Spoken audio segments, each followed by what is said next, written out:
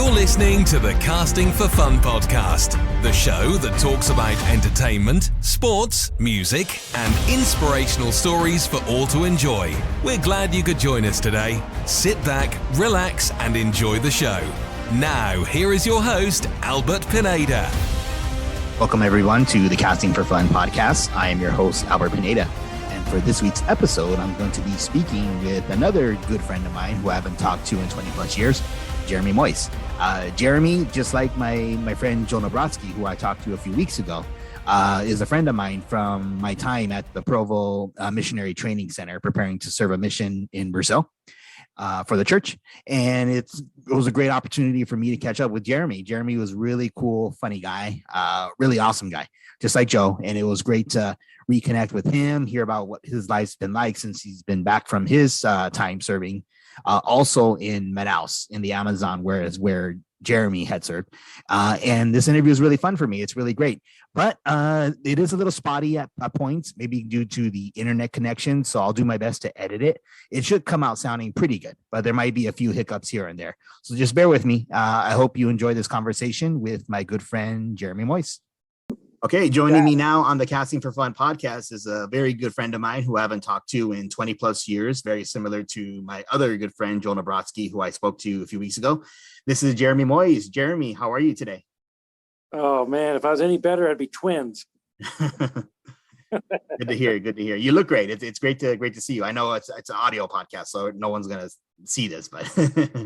Well, then keep talking me up if no one can see it. Very cool. Very cool. Well, thank you for making the time to talk with me. This is really fun for me. As I mentioned to you off the microphone, that I started this podcast just for fun, to reconnect with friends, just to have a fun chit chat about anything and anything I want to talk about. So, but yeah, I'm very interested in hearing about how your life's been post mission life in the past 20 plus years since the last time we talked. Oh, so you want me to sum up 20 years then, huh? Well, I have specific questions for you, but yeah. Well, we had a really tight-knit group. I talked about it. I mentioned it in my conversation with Joe from a few weeks ago that, the 10 of us, I think we were together in the MTC, the Provo Missionary Training Center, for preparing to serve a mission for our church, the Church of Jesus Christ of Latter-day Saints, to go into Brazil. Half of us went to Interlagos, such as myself. The other half, like you and Joe, went to Manaus. And, during that time, we had a really close-knit friendship. It was really cool that we bonded together, the 10 of us. So what I wanted to, talk to you about, I guess, was maybe your pre-mission life. If I remember correctly, you're from Pleasant Grove. Is that right? So born and raised in Utah? But yeah. From Pleasant Grove, here in Utah, and pre-mission life. Sum that up. Geez. I was probably a normal kid, up in the mountains as much as possible, rock climbed a lot. Mountain biked a lot, played lacrosse in school, was a terrible high school student because I never wanted to show up to school. Not because I wasn't smart or anything. I just didn't try at all. Mm-hmm. And then that led me up to going on a mission. So yeah, it was awesome. I love growing up in Utah. Like I was saying before, I grew up for about half my life in a town called Payson, which was tiny. My wife lived in Payson for a number of years. Was she really? Yeah, she did. How long ago? I had to actually. All right, were her teenage years? I want to say Allison Sharp. Allison Sharp. That does sound familiar. I moved away from there when I was 12, so like 92. 92. Oh, okay, I think So it was probably it was after that. Probably after that. Okay. Yeah. Oh, I love Payson. I hope you get a chance to visit it sometime. And you'll say, this is a small town and there's nothing to do. Yeah. Very cool. Very cool. And then, so we're in the MTC together. Do you remember some of your experiences? It was kind of fun reminiscing with Joe. He reminded me about the prank that we pulled on him about the fake package that we convinced him that a girl that he known before had sent. But I know we had our fun and games and stuff like that, but then we had, good spiritually growing experiences too. What do you remember most of our time in the Provo MTC? I think I remember kind of two sides of it. Like what you were talking about, I think we became a really tight-knit group fast. We all became really good friends. And we were comfortable sharing our testimonies and crying with each other. and we were comfortable pulling pranks on each other and laughing and having jokes. I have to say, one of the things that stands out a lot now that I'm talking to you, do you remember when your young men's group visited us and we smuggled pizza over the and that van pulled up and was like, "Hold on, you are breaking the law." And we ran away with the pizza. I love that. But it was such a spiritual time, like scripture stood out more than they ever had before. And I felt like you were learning so fast, everything, and your testimony, or this probably isn't going out just to an LDS audience, but just my belief in God and Christ and everything grew so quickly and so fast there. That was awesome. But those pranks were a lot of fun too. We had a lot of fun with each other. We played that giant game of Risk. Remember that? I do remember. Yeah. In fact, I remember. So I explained to the listeners that we spent, 6 weeks in Provo, but I forgot to mention that we had done 3 weeks in Brazil. And I remember the game got really heated, where it was taking multiple days to actually finish a game of Risk, or I guess technically in Portuguese they call it War. But and I remember our Brazilian teacher got really, really upset because we were falling asleep in class, and he said, "Okay, everybody go. We're canceling class. Go back to your dorms and go to sleep." And then he comes to check on us to see if we were sleeping, but we were still playing the game. He was upset. Walked in, I think he pushed the board over, and we were like, "No!" And then we all felt guilty for doing it. If I remember correctly, too, I think Troy was really close to winning, and he was really angry. Yeah, that he ruined the game for us. Yes, he was. So some fun great. Times. Yeah. Good times. Very cool. Very cool. I'm curious what stands out for you, man. I know I'm not supposed to be asking the questions, but what is it that stands out to you? Oh, no, absolutely. I got any question you want to ask, so please feel free. I mean, definitely I'm doing the podcast for my interviews with my friends, but you know what? It was, I think the fun and games, I think kind of helped ease the tension a little bit, because I think I was really nervous and really scared that first week. But once we kind of built that friendship and bond together, any minimal thing that was hard or difficult seemed manageable. I kind of mentioned it to Joe, and then you could probably testify to this too. I'm a Southern California kid. I'd never seen snow before. I think I freaked out the first time I saw it snowing.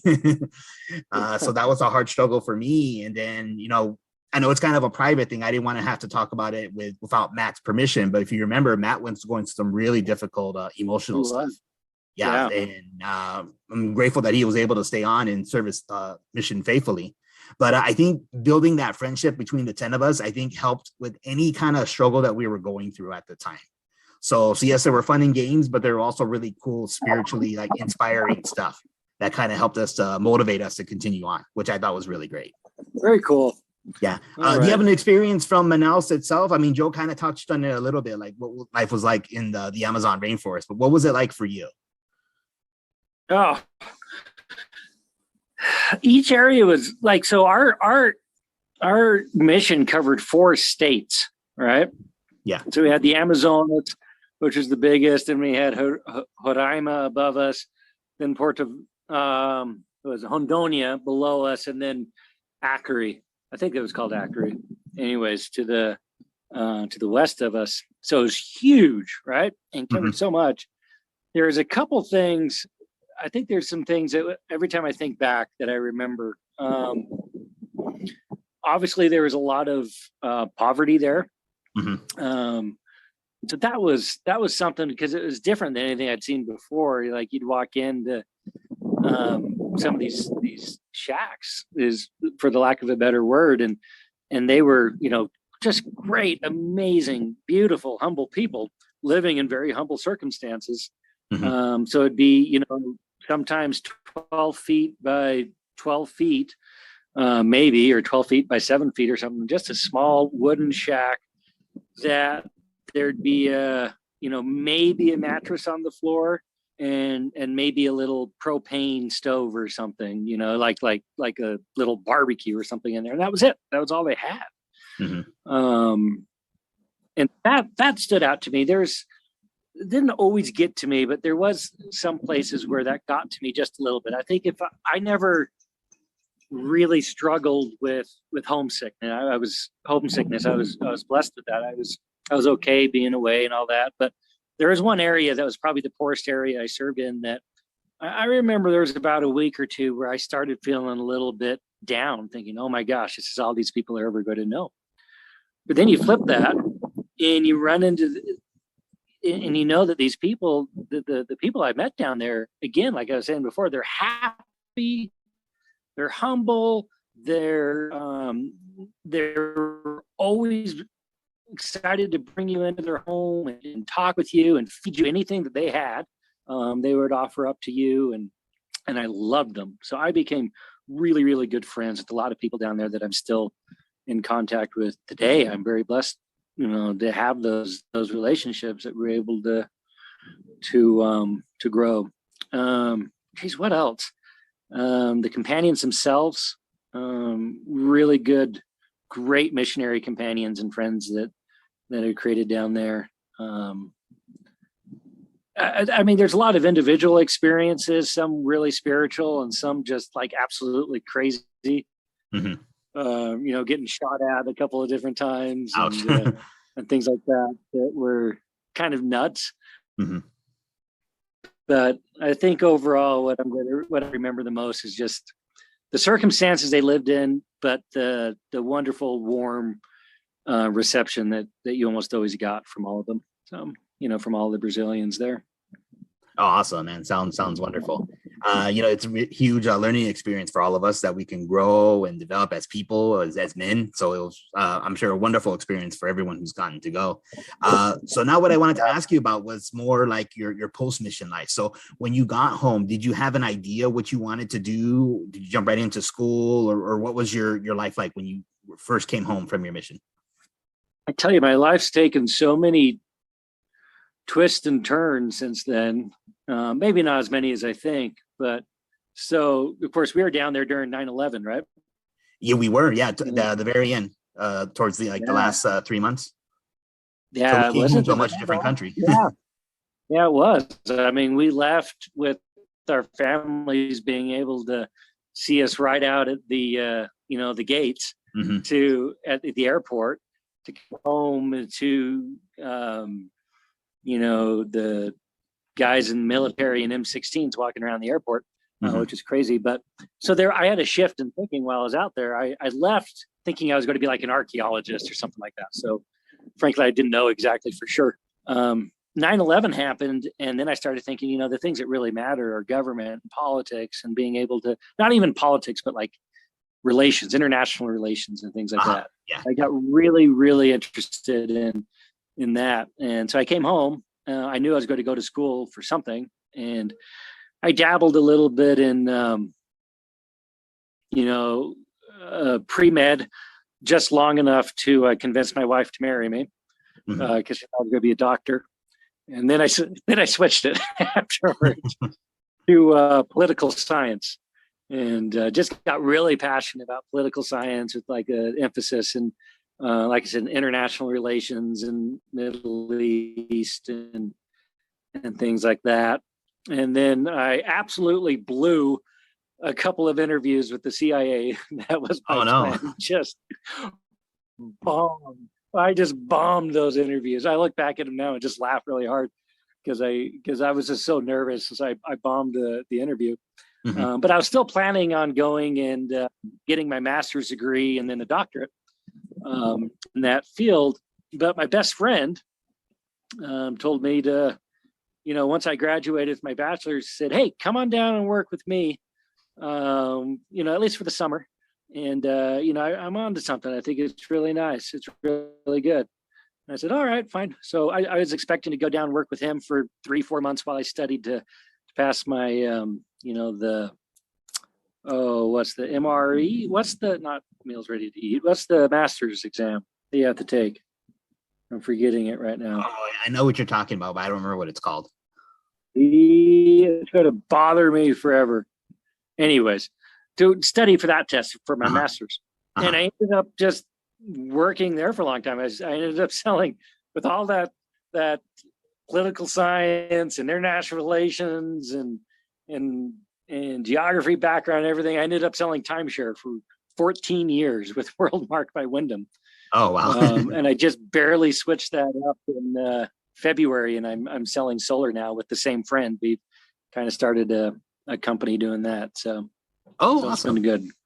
Very cool. I say started a company loosely. I'm just kind of a manager in the company, but it's been a lot to build that up. See it start from the ground up and go from there. So yeah, kind of a lot of weird stuff. I went to DC for a little while as an intern for a congressman. My wife and I both lived back there. We lived in Seattle for a bit, selling selling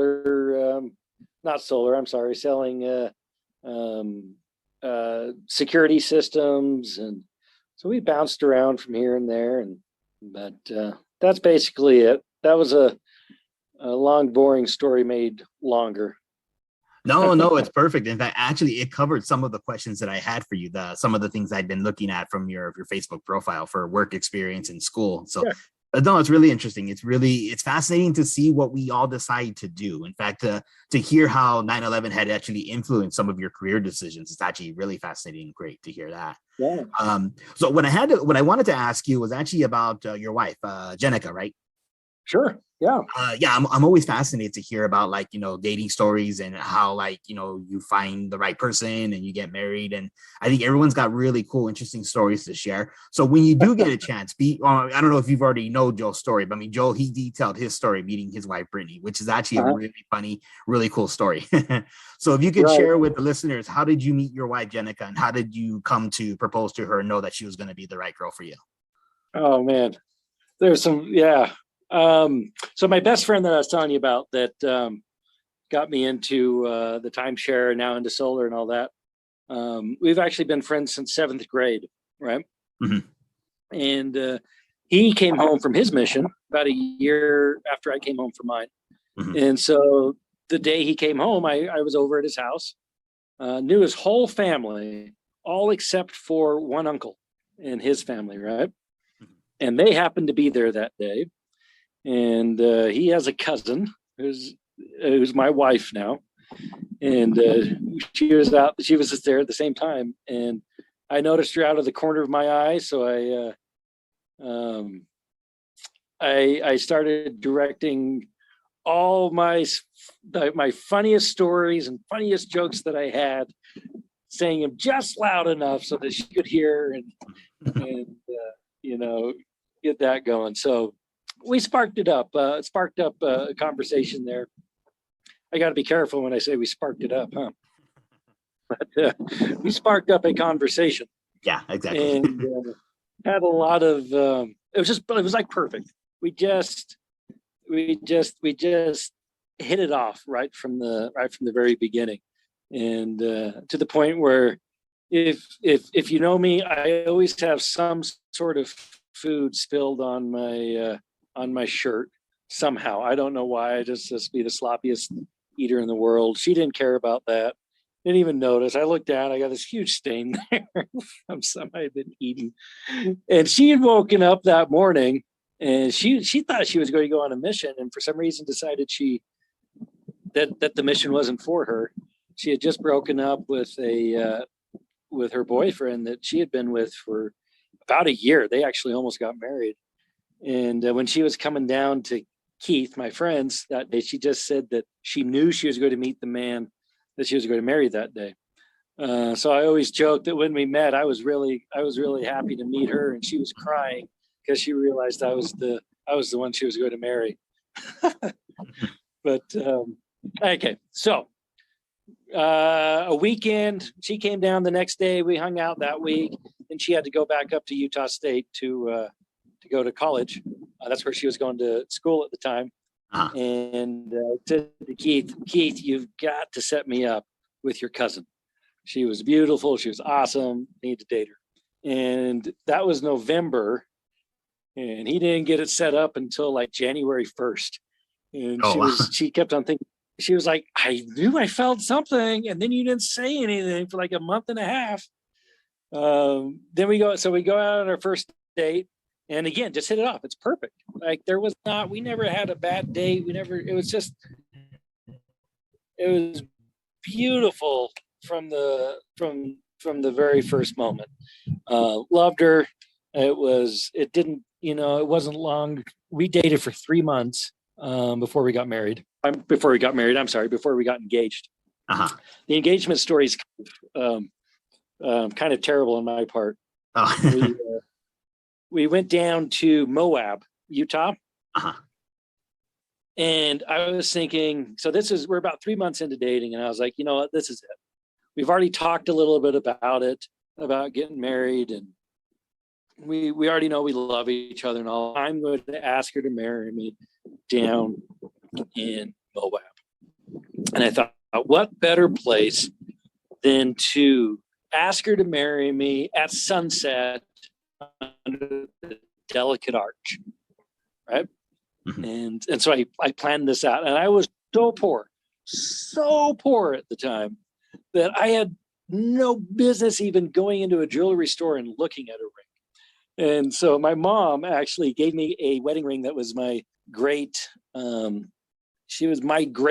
grandma's ring. So she gave that to me. And then my grandma gave me this old, like, kind of pretty music box. And I did not know at that time that you had to pay to get into a national park, right? It was like $25 too. And I was like, oh crap, I'm either going to pay $25 and we're going to go in and to this park, but I'm not going to have enough for gas and dinner, right? Dinner and then gas to get home. And so I was like, what are we going to do? I was like, maybe we should go on another hike. And I had no idea where to go. So we start driving down the road, and I see like this little trail. I don't even know if it's like a deer trail or something. I thought, that's it. There's got to be a good view there. So I was like, let's go here. I'm getting like a little nervous at this point because I kind of, in my head, I'd already committed to asking her, right? So I was like, there's no backing out, man. You've already committed. And I couldn't find anything. And we hike all the way. I kind of take her up this hill because I see this little like alcove right at the top. I was like, maybe there's a good view up there. And we go up and we're kind of sitting in this alcove. And I was like, oh, there's not that good of a view of the sunset. So I get out and I said, hold on, just stay here for a minute. I get up and I walk along for a while trying to find a view of the sunset at least. And she just thinks I went to the bathroom or something. Come back. And I was like, well, this is it. It's not going to get better than this. So I get down on one knee in this little alcove that I have never been able to find again. And I ask her to marry me right there. And so I would like to say that I was more well prepared, and I had this giant, whole day planned out of romantic things and everything. But no, I asked her on the side of the hill somewhere in Moab. That's how that worked. And she said yes, thank goodness. So. Oh, awesome. It's a wonderful story. Really, really great, really awesome. And I'm sure she's a wonderful woman. And she got a great husband in you. So it's okay, Albert. You can say that it was a little pathetic. I can handle that. No, it's a wonderful story. It's great. I'm thank you for sharing. It was really cool. Again, I'm always just fascinated to hear the stories of my friends and how they ended up with their spouses, especially with friends who I haven't talked to in a while. Because I never heard that story before, obviously. So how'd you meet your spouse? Your wife? Sure. I'll take up a little bit of your time. I'm sorry, I don't want to go too much, but yeah, you definitely should. Okay, man. So I spent most of my 20s kind of messing around, like, not falling away from the church, but just kind of like maybe not being super like proactive as far as like dating was going, and then I remember hearing a general conference talk from Thomas S. Monson back in 2011, where he basically kind of called out all the guys and said, hey, stop running around with your boyfriends and go find a wife. he said it in a much nicer way than that. But yeah. So this would have been 2011. Okay. So then shortly after that, I accepted a blind date from friends, like mutual friends, sisters who knew me and knew my wife, Allison, said, hey, why don't we set them up on a blind date? And I would have been 32 at the time. So, I got married kind of a little bit later in life. But at the time, she was actually going to be moving with her family to Hawaii. Her dad had just accepted a position at BYU Hawaii as the director of facilities. So, I mean, Hawaii is going to be a hard pass up. I mean, obviously, I don't blame her for wanting to move, but she did. Yeah. We kind of lost contact after that. But then she kind of just reached out to me out of the blue, like a year later, just saying, hey, do you want to be like my platonic long distance friend? And I said, sure, no problem. So we kind of like just started dating over the internet inadvertently. And then all of a sudden, like within a few weeks, we knew, okay, just based on talking to each other over the internet, we knew we were going to get married. So then she eventually we had to reach a decision for her to come back to the mainland, or it was going to be that or me go to Hawaii. And it turned out that the mainland decision was better to have her come back here. So her family's still in Hawaii in the island of Oahu. So we go whenever we can to visit. I mean, we've gone several times, which is really cool. I love going to visit Hawaii. No kidding. Yeah, so I mean, we had a successful blind date. I know the ratio may not be that high for successful blind dates, but it worked out for us. So that was pretty cool. I love it. Well, good for you, man. That's awesome. Oh, thanks. So, but speaking of traveling, from what I've noticed from your Facebook profile, you've done a lot of really cool traveling. I mean, you mentioned that you were just in New York City for work. Mm-hmm. You've been to the Dominican Republic. You've been to Japan. What are some of your favorite travel destinations you've done through work or just vacation with your family? Well, I was really lucky that to work for the timeshare company for so long, because they took me all over, right? Mm-hmm. But I think our most favorite place so far to visit has been the Mediterranean. Jordan. Wow. Jordan was unbelievable. We spent 9 days there on this, just Jen and I on a with the private tour guide that took us all over the entire country and seeing Petra. And, we spent 3 days inside of Petra, which you could have spent 2 weeks there and not seen everything. And then the whole rest of the country, just beautiful. Like I love the Brazilian people, but I love the kind of that not Middle Eastern Mediterranean people as well. Mm-hmm. So we love Jordan. We love Turkey. We've been to Istanbul and Ephesus there. We went to Jerusalem and saw Israel. Mm-hmm. So that's been my favorite parts, because we just loved all the history. Like you just can't walk a foot in those countries and not run into something that's 4,000 years old, or some of it's that old, but going back to Roman times, things like that, or pre-Roman times. So that's just beautiful, and I love the food and everything about that. But we also went back to Manaus back in 2012. Oh, awesome! When they built the temple, and I was able to take the whole family down there. Oh, very cool.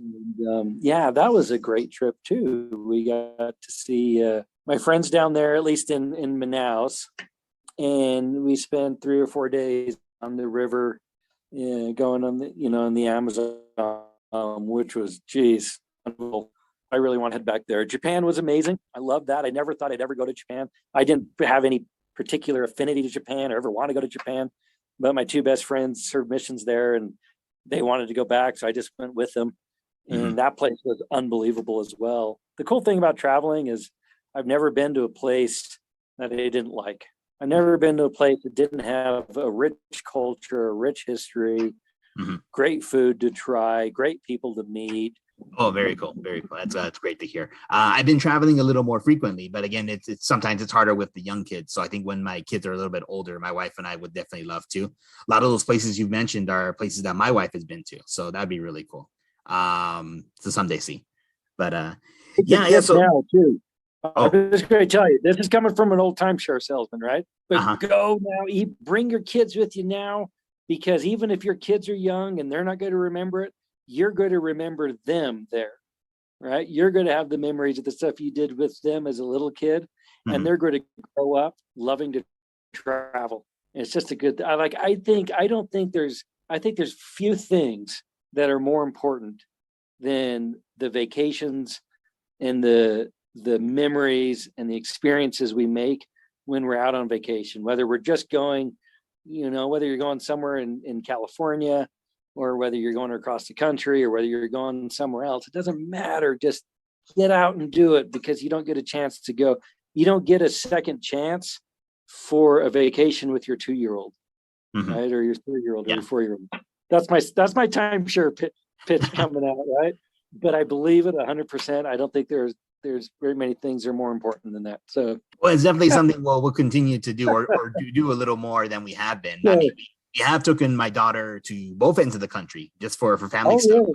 So yeah, my daughter's gone many times to Hawaii with us to go see my in-laws, and then we've gone to the East Coast that way to Florida for my brother-in-law's wedding. So she's been a little bit more of a world traveler than I have. My youngest. I love it. I love it. He's getting you out and doing things. Yeah, exactly. Daughter. Yeah. I wanted to ask you about some of so we talked about travel and we talked about work and meeting your spouse. I wanted to ask you about some of the fun things that I've seen you do on your Facebook account with a lot of your friends that you've mentioned. The Evermore Gardens and the Star Trek experience. I remember when we were in the MTC, you would talk about that. You showed pictures of when you and your friends had saw the Phantom Menace in the theater, and had a bunch of people cosplaying, dressing up as Jedi. So I know it was stuff that you were into and like to do for fun. So if you can share your experiences, whether it's with the Evermore Gardens or the Star Trek experience or anything like that you kind of enjoy doing for fun. I love it. I love that those are things you brought up, man. I have a pretty tight-knit group of friends from, we've been friends since junior high and high school.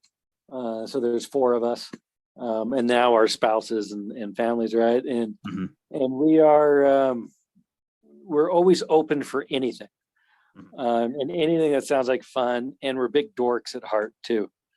And so Evermore is just something that popped up here in Pleasant Grove. Actually, it started, I think, a couple of years ago, and it's a big.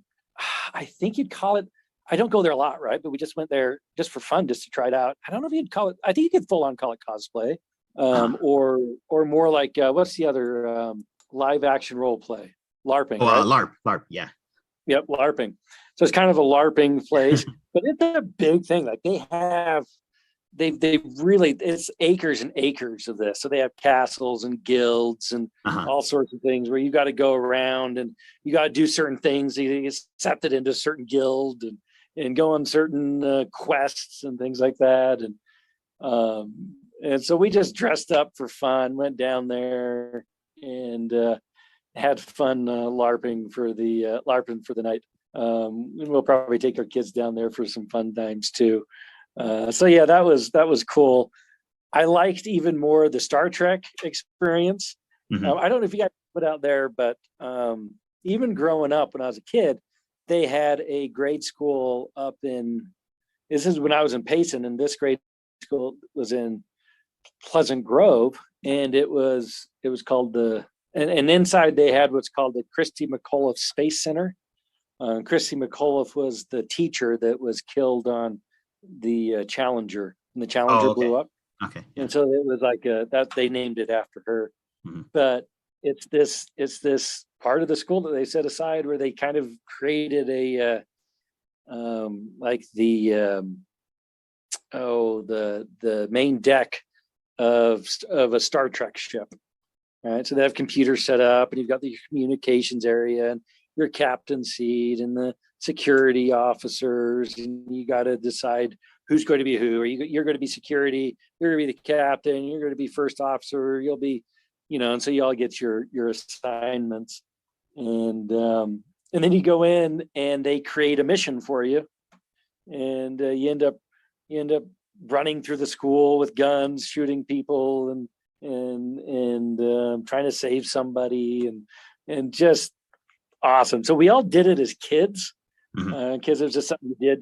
The schools would go up there and you do it. Sometimes they even had like overnight trips where you could go and spend overnight. And so we did that once with our school. We spent a night there. And then my buddy, Jen's cousin, he was turning 40. And so we all got together and did that, all as 40-year-olds doing the same thing. And it was the funnest thing that we had done in so long. So real dorky, real nerdy, but it was awesome. We loved it. Oh, very cool. Yeah, the dorky, nerdy things are really cool. I love them too. So it's really fun to hear about those experiences and everything like that. Do you guys have anything like that out there? Yeah. I mean, so I'm sure there's LARPing I mean, they have the Renaissance Fair here, but then the big thing would be the Comic Cons, like, next weekend's San Diego Comic Con. So yeah, that's definitely that's huge. the mother of all Comic Cons. Oh yeah. So I mean, most cities have their versions of Comic Con. In fact, so I was in Utah last year in September. There just happened to be an event going on the same weekend we were there visiting. This is a good one out here. Yeah, next time you're out here, man, come visit us. Yeah, I absolutely should. In fact, I mean, actually, that was part of my next question here. So we're gonna kind of move away from the dorky stuff and talk about sports, because I know everyone maybe a little more like jockey, less dorky. But I know you're a really big BYU fan, and I was so bummed and realized maybe I should have touched base with Jeremy. I know you were here a couple of years ago when BYU and UCLA played at the Rose Bowl. I was thinking, I should have reached out to him to try and meet up. That would have been pretty fun. Too. Yeah. So how's BYU looking this fall? What do you expect to see from the team? I know you're a big Cougars fan, so. I'm a huge Cougars fan. I graduated from Utah State too, so I'm an Aggie as well. But I've always been a Cougar sports fan. But so I could talk forever about that. But last year of independence, then they're going into the Big 12. We've got a good quarterback coming back that a lot of people are projecting as a first-round draft pick, so that's great.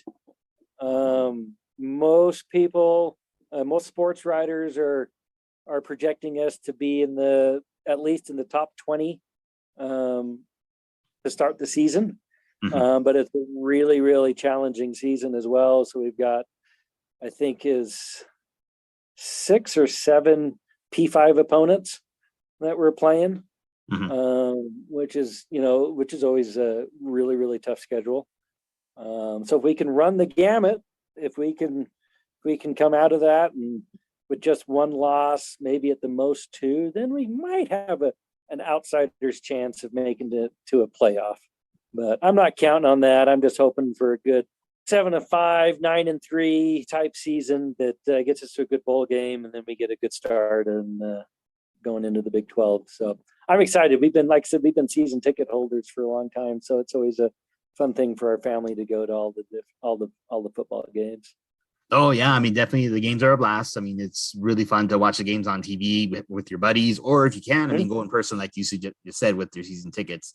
So yeah, fall's almost here, so it's just a few more weeks to wait. That was pretty much all the talking points and questions that I had for tonight. Was there anything else you wanted to bring up, Jeremy, before we wrap up? No, I'm so grateful you did this, man. This is awesome. Thank you for reaching out. It's been so much fun to reminisce and just to kind of spark up this old friendship. Because I consider everybody that from our group, really good friends, even though we haven't spoken for too long. Yeah. And I hope that we can keep reaching out like this and talking, on or off the podcast, but just staying in touch with each other. Super happy to see your family growing too. Your kids are at just the best ages right now. They're starting to get their personality, talk with you, and I just love it. It's great. So congratulations, man, and good luck with your MBM. Couldn't be happier for you. Oh, thanks, Jeremy. Really appreciate it. And, it's great to catch up with you, see how well you and your family are doing. Best of luck to you also in your future work endeavors with the solar. I mean, it's pretty cool what I hear. It's a really cool business. So thriving business. Yeah, good. Yeah, we'll definitely stay connected and do another one of these in the future. I'd love to get as many of the former group together. See what that might be a little hard to schedule like everyone at the same time, but well, you schedule everyone else, and then I'll make my schedule work around it. Okay, sounds good. Well, thanks for joining me on the podcast, Jeremy. I definitely want to have you on again, and yeah, thanks again for coming on. Really appreciate it. Cool. Good talking to you, man. Good talking to you too.